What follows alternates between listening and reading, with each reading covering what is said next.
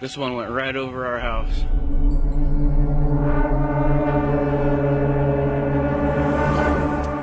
What is up, ladies and gentlemen? This is James with the Impossible channel. Welcome back. Hope you're having a wonderful day. Guys, there's something weird and there's something ominous happening in Utah. Let's play a video of it. And it's like multiple tornadoes, just like in the movie Geostorm in Utah. Let's take a look at what's happening. That's a tornado. That's a tornado. Let's go. Come on. Just go. Side. There just went a house. There just went a house. Houses are going.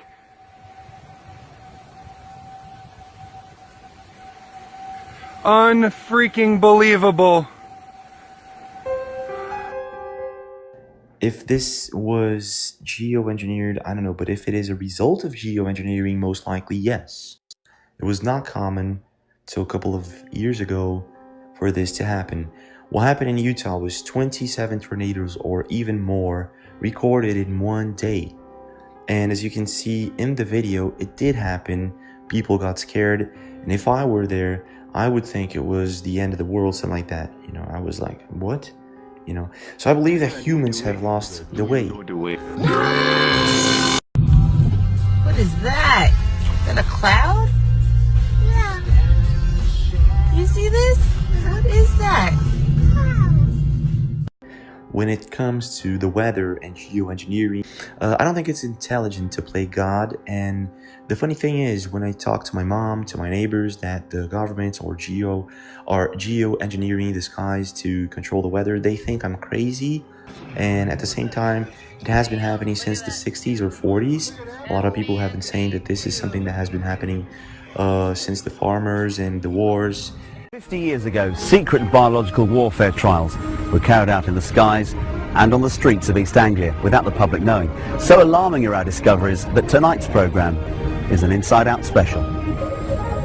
Were 3 deaths from cancer in this woman's family the result of spraying cadmium from military aircraft? I really put it down to the cadmium being dropped and it was settled into the soil. You know, and it's quite disturbing because it has been out there. They have admitted it since videos came out of people from the CIA admitting it in live TV shows that geoengineering is happening. And still, my neighbors, my mom, people do not believe that this is happening when they see a straight line or one of those rainbowish clouds that sometimes people confuse with other suns. Why the heck are they doing this? Why do they want to cause an end times scenario? Some people believe it's because they want to make money out of it, and some people believe it's because they want to diminish the population. I want you to leave a comment. What do you think? Why do you think they're doing this? I don't think it opens a little bit to see. Hey James, I finally caught me one of those lines in the storm. Look, and then right here it kind of curves, and then it bends out the other way, over the city of New Orleans, approaching storm that's coming over. You can tell that ain't natural. Looks cool though. There's a prediction for the future. And the interesting part is that the United States goes from 300 million people to 50 million people in this future prediction for 2050, something like that, 2025, I don't know. So it's very ominous. It's bizarre.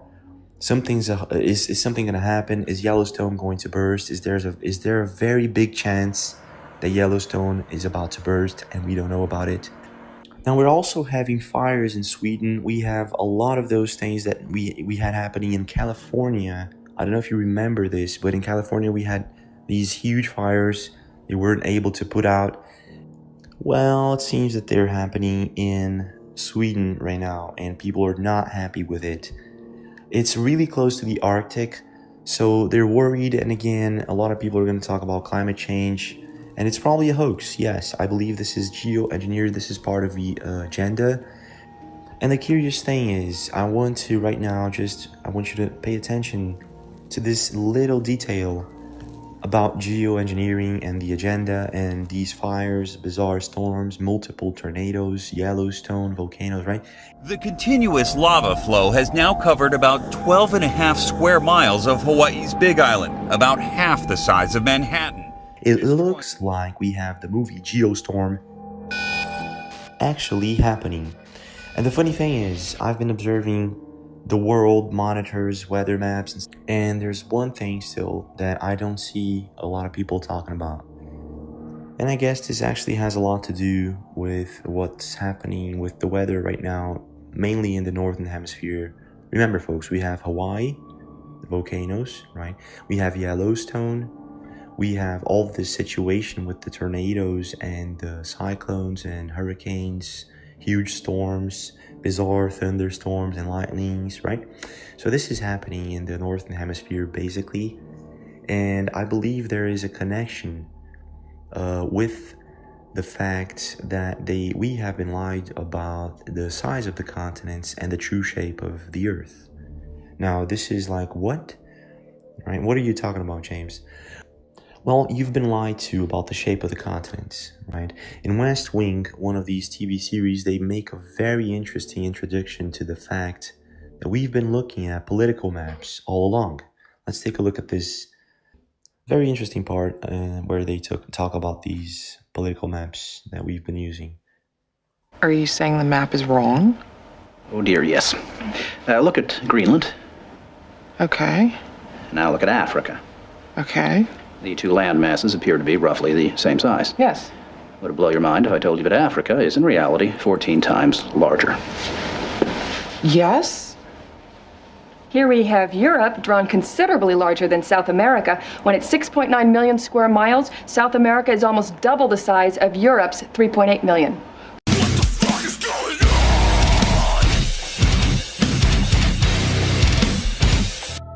So it's very clear that, for example, Greenland and Iceland, they're very much smaller than Africa, right?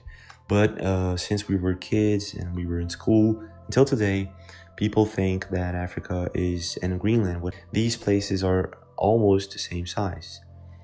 But they aren't.